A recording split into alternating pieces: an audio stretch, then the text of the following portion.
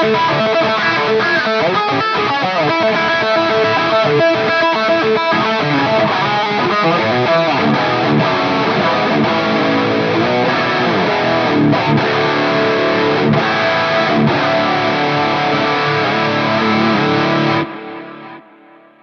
up? I'm Aaron Marshall, aka Intervals. I'm here with Fractal Audio to show you guys our wonderful live rig, and we're here at the Buckhead Theater in Atlanta with Cooper Carter, and we're gonna nerd out all crazy. Let's go. So let's start with, this is kind of like what I would consider to be my main lead vibe, at least on this tour. Been playing around with some tricks that I'm learning from some friends. One of them is employing a healthy dose of stereo chorus, which is kind of something new and fun that I've been doing. And I'll show you guys a few variations on a lead here. So Friedman HBE, we're using some York Audio IRs in the front of house, as well as some wonderful cabinets here on stage. Lots of guitar everywhere, and everything's in stereo, including off the deck here with these Rev cabinets.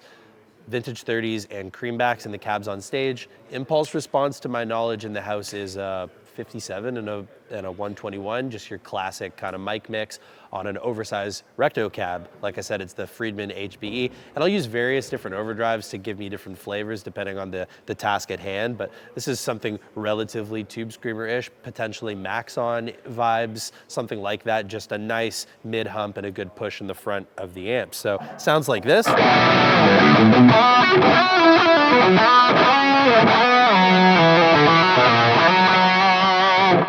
And as you can hear, there's a good dose of stereo chorus on there. Like I said, of course, delay and reverb as well.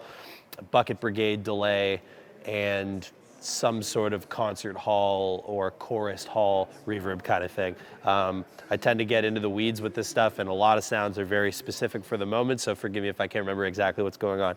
Like I said, there's a variation that I'll use as well, which is kind of the same thing, just using the pitch block actually, and I'll just use about, I think it's -8 cents and +8 cents left and right, respectively. And then I just blend that in a little bit, of course, after the impulse response, before the time-based effects, and that gives me just a little bit of width, and I'll toggle back and forth so you can hear that. So I'll start with the pitch. And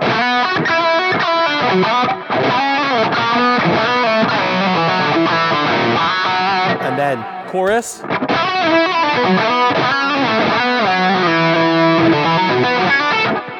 Right, so you can hear things kind of open up a little bit more there. The other one's kind of more what I would consider to be not a fully dry lead, just a little bit more subdued. And now that I've gone down the rabbit hole of adding a little bit of pitch detune or chorus to my leads, I almost find it unbearable to do them dry, which is very interesting, unless the part calls for it. So that's kind of like the lead sauce. That's kind of where we're at. In the song Leave No Stone, I've got this melodic section that happens sort of in what we would, I suppose, would consider to be the bridge of the song. And I'm using fuzz and stereo chorus to get kind of like a clipping, collapsing, kind of broken fuzzy tone, and then the chorus just makes things nice and wide, of course, reverb and delay.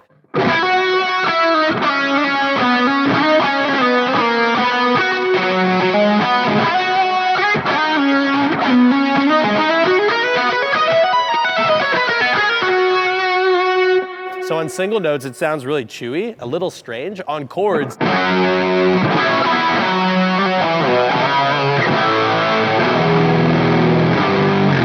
kind of woolly, got that width from the chorus, really nice, been really enjoying that, and I believe it's either the bender or the hard fuzz, also to the Friedman as well. So hot amp, hot fuzz, can't go wrong. So in this song, I'm using my standard lead vibe, but I've also got a parallel synth line going as well, which is really cool. I believe I'm actually compressing my signal before and after the synth block, just to kind of manage the dynamics and get that kind of playing nicely with the feeling of how the amp reacts. To my recollection, it's a collection of saws, and each oscillator is just panned around to kind of surround my main lead in synth.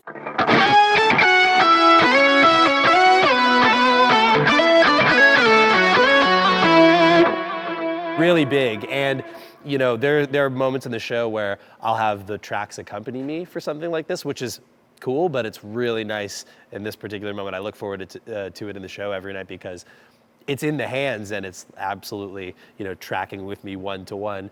And that's another thing that's so incredible about the Fractal is how fast it tracks with things like this, whether it's, pitch or synth stuff. So yeah, it feels really good. Here's a little more of that.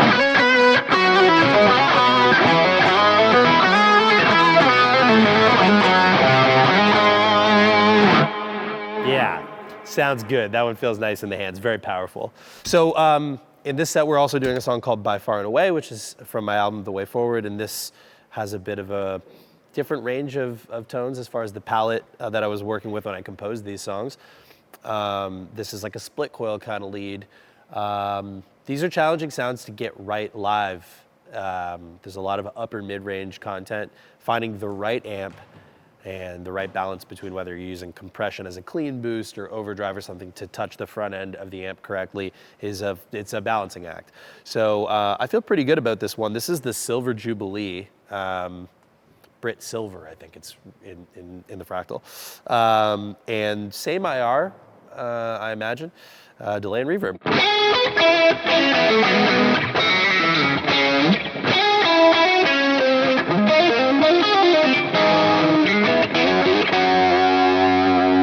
So really crispy, very present, but in context, Travis is playing cleans with a bunch of stereo chorus and things like that. This has kind of got a retro, almost like, I don't know, modern day Sonic the Hedgehog vibe in this tune. So I'm kind of going for something fusion-y, but I want that cut. I don't want it to be dark and too chewy. So position 2 on the switch, Brit Silver. There's a number of overdrives that I'm using to get different shades of this as we go. It's escaping me currently which one it is that's pushing this. Very good chance I'm actually just using the FET boost, which is a really cool way to have a flat response drive to the front of an amp. And I'm finding that if you get these types of settings correct, even with overdrives, I can get the same feeling I want from utilizing a compressor as clean boost, for example, which is a trick I've employed for a long time, but you get lower noise floor and this squish that sort of happens where it's compressed, but it touches the amp the way I want it to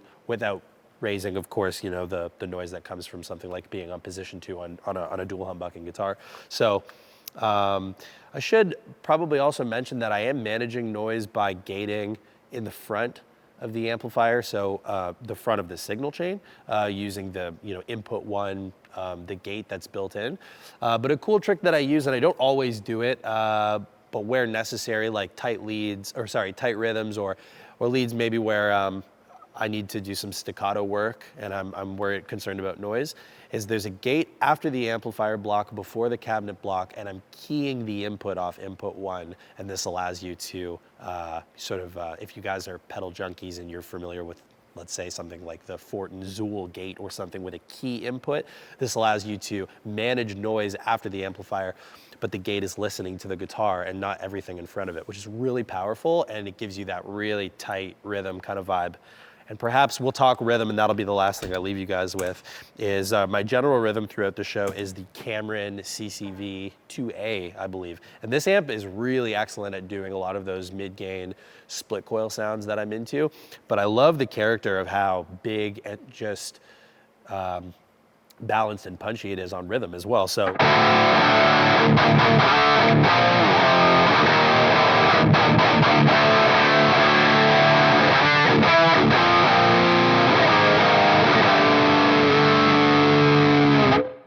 Pretty addictive, sounds huge. I'm playing a 6-string in drop D, 9 to 49 on here, so it's incredible how much power is coming from that amp, and to me it feels like I'm plugged into, one of the sickest hot-rodded Brit-style amps of all time, and it sounds amazing here on the deck, it sounds amazing in the house, and just holds up great, love it, never lets me down, sounds amazing every night, so that's what's up, that's what we're working with on this tour.